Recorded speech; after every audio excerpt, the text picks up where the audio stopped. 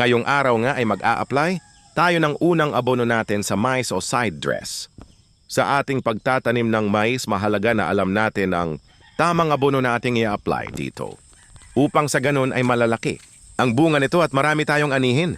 Ngayong araw ay mag-a-apply tayo ng ating unang abono. Ika-15 days ng ating mais mula ng pagkatanim neto. Sa gantong edad ng mais, kailangan na natin lagyan ito ng abono upang sa ganun ay hindi maantala ang paglaki nito.